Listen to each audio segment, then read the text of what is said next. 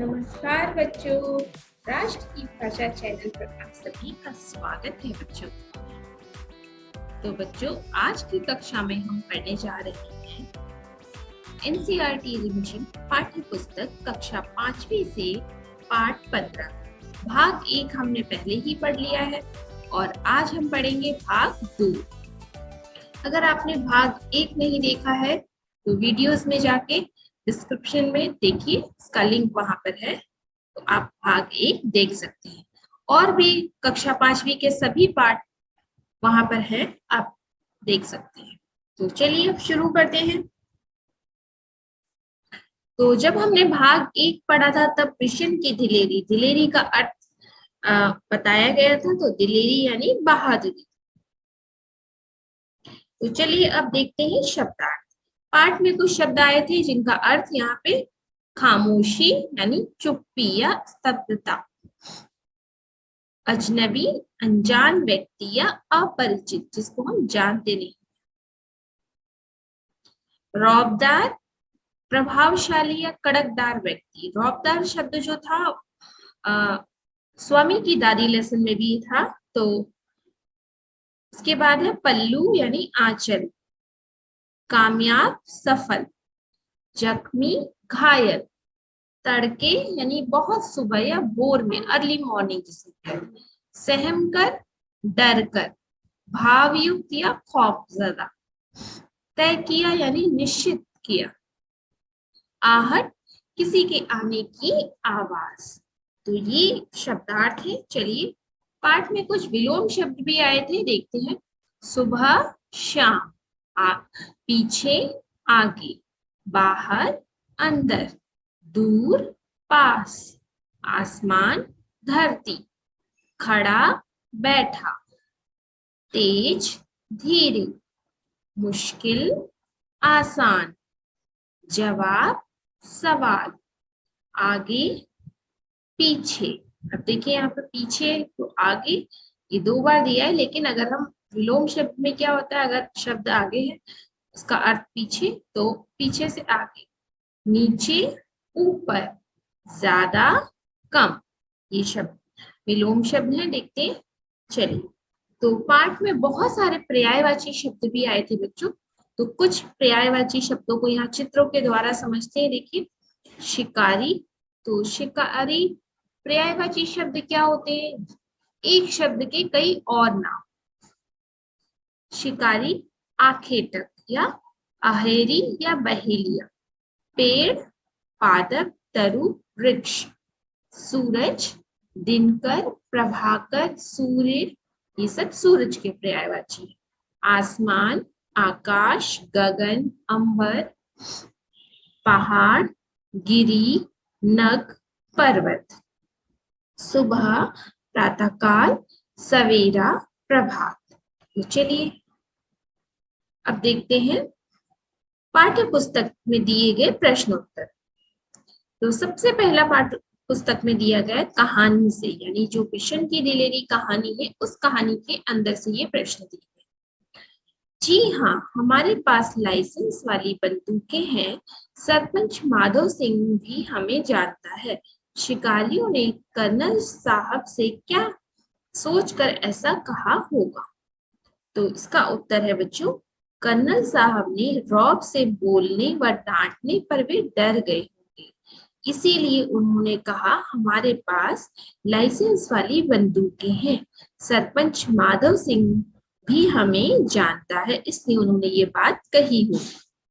दूसरा प्रश्न है, विशन घायल तीतर को क्यों बचाना चाहता था? विशन पक्षियों से बहुत प्यार करता था। वह जानता था कि शिकारी घायल तीतर को खेत में ढूंढ नहीं पाएंगे, वे ऐसे ही उसे छोड़ जाएंगे। घायल तीतर उचित इलाज न मिलने के कारण वो वहीं पर मर जाएगा। अगर इनके हाथ लग गया तो वे इसे खा जाएंगे, इसीलिए विशन उस तीतर को बचाना चाहता था बच्चों। तीसरा प्रश्न है, घायल तीतर को बचाने के लिए उसे किस तरह की परेशानियां हुई? तो प्रश्न है, घायल तीतर को इसका उत्तर देखिए, घायल तीतर को बचाने के लिए बहुत परेशानियों का सामना करना पड़ा। वह कांटेदार झाड़ियों में छिपता हुआ चल रहा था, जिसके कारण कांटे उसे चुभ गए और वह लगातार दौड़ता रहा, इसलिए पसीने में नहा गया। उसकी कमीज की आस्तीन भी फट गई थी। तो ये सारी परेशानियां उसने झेली थी तीतर को बचाते समय। प्रश्न 4 है, देखिए, घायल तीतर अगर तुम्हें मिला होता तो क्या तुम उसे पालते या अच्छा होने पर छोड़ देते और क्यों? यदि तो ये उत्तर आपको सोच के लिखना है, आपको विषय के स्थान पे अपने आप को रखना है और फिर आपको सोच के तब इस प्रश्न का उत्तर लिखना है। यदि घायल तीतर मुझे मिला होता तो मैं तीतर की देखभाल करती। ये मेरा उत्तर है बच्चों। उसे ठीक होने पर उसे ऐसे स्थान पर छोड़ती जहां उसके अन्य साथी भी उसे मिल जाते। तीतर अपने साथियों से मिलकर बहुत खुश होगा। तो ये मेरा उत्तर है। आप सोचिए आप क्या करती, तो आप लिखिए। अब देखिए, इसी में ही प्रश्न भाषा की बात। इन वाक्यों को अपने शब्दों में लिखो। तो यहाँ पे ये वाक्य है और इसे हमें थोड़ा सा फेर बदल करके लिखना है। सुबह की हल्की धूप में खेत सुनहरे दिखाई दे रहे थे। तो अब मैंने ऐसे लिखा है, ऐसे हल्की धूप के कारण खेत बहुत सुंदर लग रहे थे। उसके बाद है दूसरा, वह इतना तेज चल रहा था मानो उसके पंख लग गए हों। बहुत तेज गति से चल रहा था। तो दोनों का अर्थ एक ही है, लेकिन शब्दों का हेर फेर। अब देखते हैं इसी में प्रश्न 2। तीतर स्वेटर में फंस गया तो विशन ने उसे पकड़ लिया और अपने सीने से चिपका लिया। ऊपर लिखे वाक्य में उसे शब्द का इस्तेमाल तीतर के लिए किया गया है। एक ही संज्ञा का बार बार इस्तेमाल करने की बजाय उसकी जगह पर कुछ खास शब्दों का प्रयोग किया जाता है। ऐसे शब्दों को सर्वनाम कहते हैं। तो आपको सर्वनाम के बारे में पता ही होगा। संज्ञा सर्वनाम, संज्ञा के स्थान पे जो प्रयोग किए जाते हैं वो शब्द सर्वनाम कहलाते हैं। मैंने सर्वनाम के ऊपर भी वीडियो बनाई है, आप मेरे वीडियोस में जाकर देख सकते हैं बच्चों। तो सर्वनाम, अब यहाँ पे कुछ शब्द दिए गए हैं, इसमें से सर्वनाम शब्द को हमें सही सर्वनाम शब्द को चुनना है और नीचे लिखे वाक्यों में सर्वनाम का ठीक रूप छांट कर लिखो। ठीक रूप का अर्थ होता है सही शब्द करके लिखिए उसे। अब देखिए, मास्टर साहब ने अप्पा राव को डैश पास बुलाकर कहा डैश कल मेरे घर आना। अब यहाँ देखिए, मैं, अपना, तुम। अब यहाँ पर हमें थोड़ा सा बदलाव करना पड़ेगा। अप्पा राव को अपने पास बुलाकर, अपना नहीं होगा क्योंकि हम जब एक वचन है लेकिन फिर भी हम आदर देने के लिए क्या बहुवचन का प्रयोग करते हैं। तो अपने पास बुलाकर कहा तुम कल, अब मैं घर नहीं होगा ना, तो मैं के स्थान पे क्या हो जाएगा, मेरे घर आना। सही शब्द है अपने, तुम और मेरे, यानी वाक्यों के अनुसार हमें उसमें थोड़ा बदलाव करना पड़ेगा। सेंटीला डैश पर नागालैंड के किस शहर में है तुम। तो अब हम किसी से पूछते हैं तुम घर किधर है, ये तो नहीं है सही ना, तुम्हारा। तो तुम किस में बदल गया, तुम्हारा। सेंटीला तुम्हारा घर नागालैंड के किस शहर में है। उसके बाद है देखिए, सुधा ने अपनी बुआ से पूछा पापा आपसे कितने बड़े हैं। तो आप यहाँ पर एक ही है, तो अपनी, तो सुधा किससे पूछेगी, अपनी बुआ से ही पूछेगी ना। तो अपनी बुआ और आपसे, आप कितने बड़े हैं, तो आपसे। उसके बाद देखिए, मोहन को समझ में नहीं आ रहा कि उसे क्या करना चाहिए। यानी अब मोहन के लिए ये शब्द वह के स्थान पे उसे।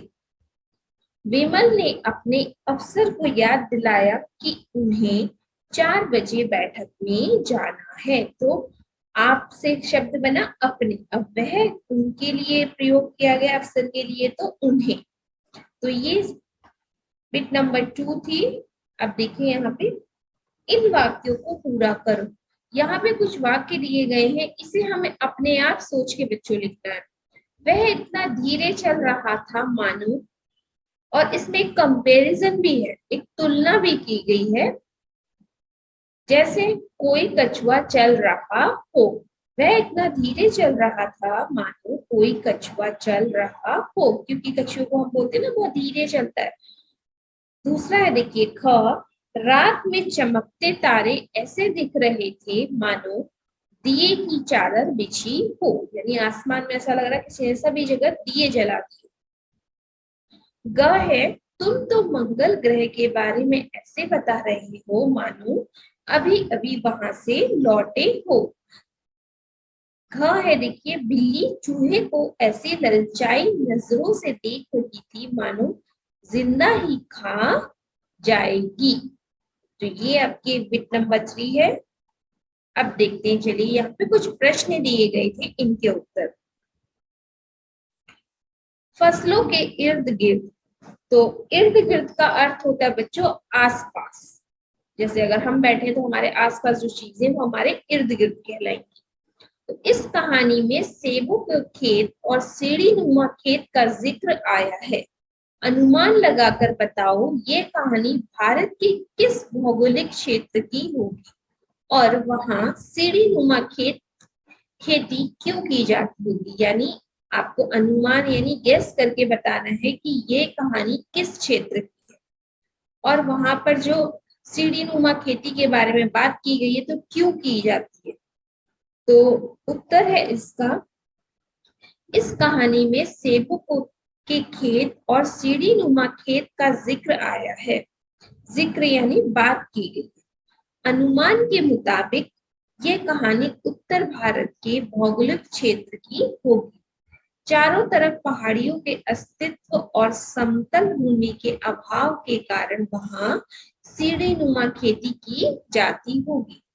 ऐसे क्षेत्रों में हिमाचल प्रदेश, जम्मू कश्मीर, उत्तराखंड जैसे क्षेत्र शामिल है। यानी सीढ़ी नुमा जो खेती होती है ज्यादातर हिमाचल, जम्मू और उत्तराखंड ऐसे क्षेत्रों में होती है। इन क्षेत्रों में भारी वर्षा और बर्फबारी के कारण सीढ़ी नुमा खेत बनाए जाते हैं जिससे फसलों को नुकसान ना हो। तो ये आप सोशल में भी पढ़ते होंगे, स्टेप फार्मिंग तो वही है। तो उसमें और ज्यादा डीप में पढ़िए तब आपको यहाँ पर और ज्यादा जानकारी होगी। अब देखते हैं इसी के नीचे एक क्वेश्चन है, सेबों के बाग में कीटनाशक दवा का छिड़काव हो रहा था। तो यूं कीटनाशक दवाएं फलों, सब्जियों और अनाज की फसलों को कीड़ा लगने से बचाती हैं। पर यानी हम किसी भी चीज में अगर पेस्टिसाइड कंट्रोल जो स्प्रे करते हैं तो वो उस चीज को कीड़े मकोड़े इंसेक्ट इन सब से बचाती है। तो ऐसी पार्ट में सेबों के बारे में बताया गया। तो अब देखते हैं इसी से संबंधित दो प्रश्न यहाँ पे दिए गए, इनके उत्तर आपको सोचने और लिखने। ये कीटनाशक दवाएं कीड़ों को नष्ट करती हैं, इनसे इनका सेवन करने से क्या हमें भी नुकसान होता है, पता करो और अपनी कक्षा में बातचीत करो। यानी आपको अपनी कक्षा में अपने दोस्तों के साथ इस विषय पर चर्चा करनी है अपनी अध्यापिका के साथ, और आपको ये लिखना है कि सचमुच ऐसा होता है कि इस तरह के अगर आपने फल या सब्जियां खाई तो इसका नुकसान आपको होगा। तो देखिए, तो इसका उत्तर है ये कीटनाशक दवाओं के सेवन से होने वाले नुकसान। अगर कोई भी फल या सब्जी बच्चों हम खाते हैं, अगर उस पे कीटनाशक दवाएं पड़ी हुई हैं तो क्या क्या नुकसान हमारे शरीर को हो सकता है। चर्म रोग हो सकता है यानी स्किन डिजीज, उल्टी दस्त होना, डायरिया हो सकता है, हमें पेट में दर्द हो सकता है और अधिक मात्रा में कर्क रोग जैसी बीमारियां यानी फंगल इन्फेक्शन जो जिसे हम कहते हैं वो भी हो सकता है। और भी बहुत सारे एलर्जी भी हो सकती है हमें, और भी बहुत सारे बीमारियां हो सकती है इस तरह की फल और सब्जियां खाने से। उसके बाद देखिए ख है, ऐसे में फलों और सब्जियों का इस्तेमाल करने के लिए पहले आप किन बातों को ध्यान में रखना जरूरी होगा। यानी अगर आप इस तरीके के फल सब्जी आपको मिल रहे हैं तो सबसे पहले काम आप क्या करोगे खाने से पहले। तो इन सब बातों का ध्यान रखना जरूरी है। अच्छे से हमें उसे साफ करना चाहिए यानी धोना चाहिए और छिलका उतार कर खाएं। अगर हमें लग रहा है कि इस फल का या सब्जी का कलर कुछ ज्यादा ही डार्क है या इस तरीके जो नेचुरल कलर्स होते हैं उससे अलग है, तो हमें उसका छिलका जो है उतार के यानी पील करके ही हमें वो खाना चाहिए। और सब्जियों को अच्छे से हमें पकाकर खाना चाहिए। और हमें और एक ये है कि हमें हमेशा ध्यान रखना चाहिए कि इसमें कोई कीड़ा या कोई इंसेक्ट तो नहीं है अंदर। ये सारी चीजें भी हमें ध्यान देनी चाहिए। तो और कोई पॉइंट अगर है तो आप वो भी इसमें आप अपने आप सोच के लिख सकते हैं। चलिए आगे चलते हैं। आपके वहां पे एक प्रश्न है, देखिए, तुम्हारे आसपास मतलब आपके आसपास क्या क्या चीजें। तो कर्नल दत्ता ने घायल तीतर को गेंदे की पत्तियों का रस पिलाने के लिए कहा। पत्तों का रस इस्तेमाल कई कामों के लिए होता है। नीचे लिखी पत्तियों का इस्तेमाल किस लिए होता है। यानी गेंदे की पत्ती जो उन्होंने बताई थी तीतर को उसका रस पिलाने के लिए। तो ऐसे ही हमारी प्रकृति में बहुत सारे हर्ब्स हैं जो नेचुरल पत्ते हैं, नेचुरल चीजें हैं, प्राकृतिक औषधि जिसे हम कहते हैं। तो उनका इस्तेमाल हम सब कहीं ना कहीं करते हैं। तो यहाँ पे कुछ नाम दिए गए हैं, तो उनका प्रयोग हम कब करते हैं। तुलसी। तुलसी जो है इम्यूनिटी बढ़ाने व सर्दी खांसी के लिए प्रयुक्त की जाती है। और भी बहुत से काम है, आप इसी में आप जोड़ के और भी लिख सकते हैं। दूसरा है नीम। तो नीम तो एक बहुत ही गुणकारी पत्ता है। इससे फोड़े फुंसी जख्मों पर लगाने के लिए और दांतों के लिए भी बहुत अच्छा है। इसकी लकड़ी की हम दातून भी करते हैं। उसके बाद है मीठा नीम। तो मीठा नीम ये नीम की तरह ही होता है लेकिन इसे हम करी पत्ता भी कहते हैं। तो इसका प्रयोग हम खाने में स्वाद बढ़ाने के लिए करते हैं तथा ये बालों को झड़ने से भी रोकता है। सब्जियों में हम इसमें तड़के में इसका इस्तेमाल करते हैं। उसके बाद है आम। तो आम तो बहुत ही पोषक तत्व है। प्रजनन क्षमता बढ़ाने में, शुगर में, ब्लड प्रेशर जैसी तमाम समस्याएं इलाज करने में सक्षम है आम के पत्ते। और आम के पत्तों का और एक काम है वो मैंने यहाँ नहीं लिखा है। हम पूजा पाठ में भी आम के पत्तों का प्रयोग करते हैं। इसे हम बहुत शुभ मानते हैं। अपने दरवाजों पे लगाना, मंदिर में कलश में स्थापित करना, ये भी वो करते हैं। उसके बाद है अमरूद। अमरूद यानी गुआवा। अमरूद के पत्ते त्वचा के निखार के लिए भी प्रयोग किए जाते हैं और शुगर या डायबिटीज में भी इनका प्रयोग किया जाता है।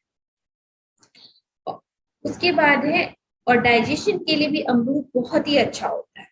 उसके बाद है तेज पत्ता। तेज पत्ता जो है भारतीय पकवानों का स्वाद बढ़ाने के लिए इस्तेमाल किया जाता है। यानी जैसे नीम करी पत्ता जो है इसे हम तड़के लगाते हैं, ऐसे ही तेज पत्ता भी तड़के में ही प्रयोग किया जाता है और इसमें कई औषधि गुण भी होते हैं बच्चों। उसके बाद है केला। तो केले के पत्ते में भी एंटी बैक्टीरियल गुण पाए जाते हैं जो खाने में मौजूद बैक्टीरिया को समाप्त कर देती है। इसीलिए इसे पत्तल के रूप में भी इस्तेमाल करते हैं। यानी इस पे रख करके हम खाना भी खाते हैं। और केले के पत्ते भी आम के पत्तों की तरह ही कुछ पूजा में इनका प्रयोग भी किया जाता है।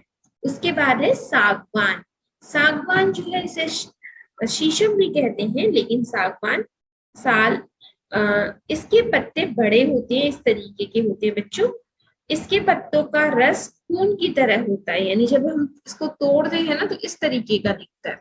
इसकी लकड़ी पानी में रहकर भी सिकुड़ती नहीं है। यानी और एक चीज है, इसकी जो लकड़ी है इसका फर्नीचर बहुत सालों साल चलता है अगर ये इसकी लकड़ी मिलती है, और बहुत महंगी भी मिलती है बच्चों। तो अर्श, वायु, पित्त, अतिसार, कुछ कफ आदि में उपयोगी होता है और इसके पत्तों से इस तरीके के पत्तल भी बनाए जाते हैं। तो ये थे कुछ पत्ते जिनका प्रयोग हम कैसे कब करते हैं। तो अगर आपको इनके बारे में ज्यादा इस जानकारी है तो आप वो भी इसमें जोड़ के आप लिख सकते हैं। अब चलिए आगे देखते हैं। कर्नल साहब के कहने पर विशन दौड़कर दवाइयों का बक्सा ले आया। इसे तुम प्राथमिक चिकित्सा बॉक्स, फर्स्ट एड बॉक्स के नाम से जानते हो, यानी आप इंग्लिश में इसे फर्स्ट एड बॉक्स कहते हो, हिंदी में हम इसे कहते हैं प्राथमिक चिकित्सा बॉक्स।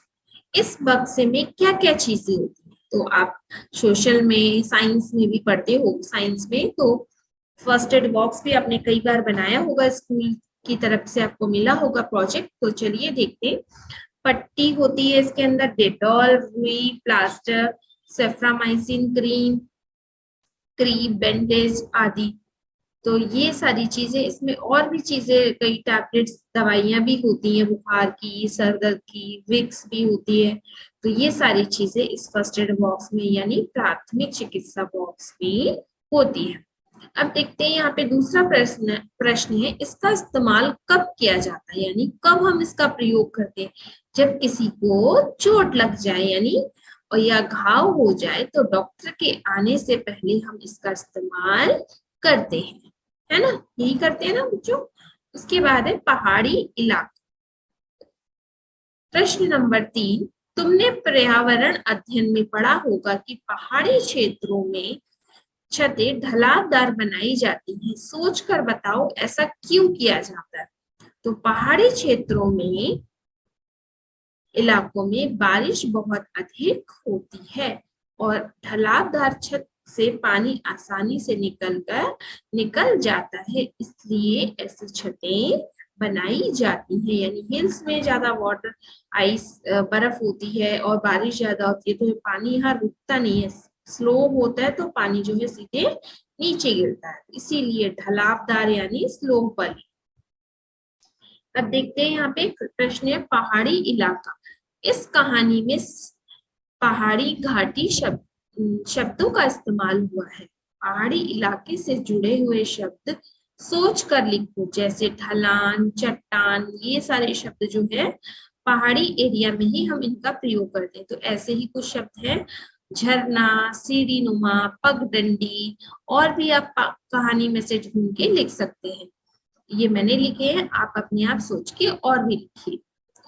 उसके बाद है देखिए, एक पहेली है आपके लिए, तीतर। ठीक है, तीतर के दो आगे तीतर, तीतर के दो पीछे तीतर, बोलो कितने तीतर। तो यहाँ पे उत्तर होगा, इसका उत्तर मैं नहीं बताऊंगी, आप खुद सोचिए और अपनी नोटबुक में लिखिए या अपनी बुक में यहाँ पे लिख सकते हैं। तो तीतर के आगे दो तीतर, तीतर के पीछे दो तीतर, यानी कितने तीतर, 5 तीतर। यहाँ उसके बाद देखिए प्रश्न 2, यहाँ पर तीतर का फोटो दिया गया है और गौर से देखो कि उसका वर्णन करो। चौथी कक्षा में तुम इसके बारे में पढ़ चुके हो। तो यहाँ पे तीतर के बारे में आप इसको देखिए,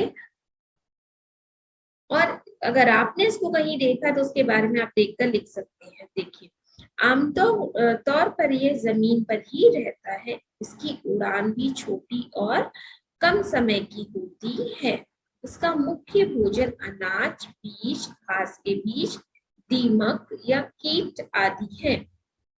इस पक्षी की आवाज प्रातः या फिर शाम को अंधेरा होने के समय सुनाई देती है। इस पक्षी को आवाज के सहारे ही ढूंढा जा सकता है।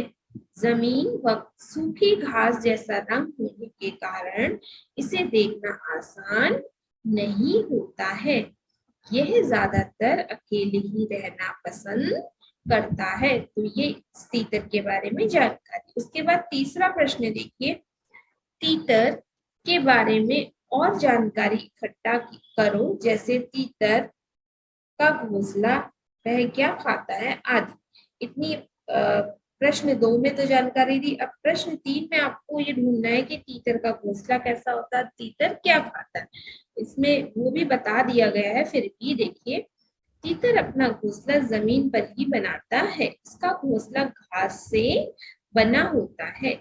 यह पेड़ की शाखाओं पर घोंसला नहीं बनाता है, यानी और पक्षी जैसे पेड़ों की शाखाओं पर, ब्रांचेस, टहनियों पे जो घोंसला बनाते हैं, पर तीतर ऐसा नहीं करता है। इसका मुख्य खाना क्या है? कीट पतंगे और कीड़े मकोड़े हैं जो जमीन पर इनको खाने को मिल जाते हैं। तो ये तितर के बारे में जानकारी। तो यहाँ पे कुछ पर्यायवाची शब्द हमने पहले ही पढ़ लिए, लेकिन कुछ शब्द जो हैं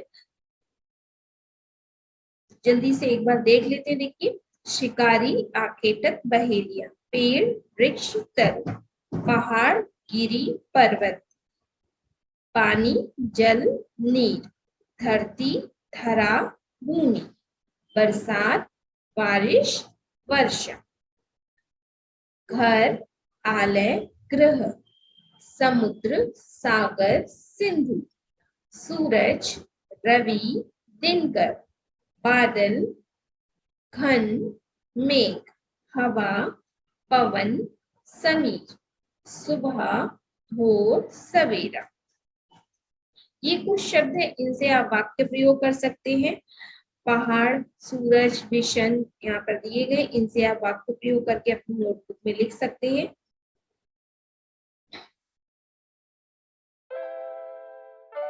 तो बच्चों, आशा करती हूँ आज की कक्षा में जो हमने विषण की दिलेरी भाग 2 पढ़ा, आपको अच्छा लगा होगा और समझ में आया होगा। अगर आपको अच्छा लगा तो मेरे चैनल को लाइक कीजिए, सब्सक्राइब कीजिए और अपने दोस्तों के साथ शेयर कीजिए। फिर मिलेंगे जल्द ही अगली वीडियो के साथ। तब तक के लिए धन्यवाद।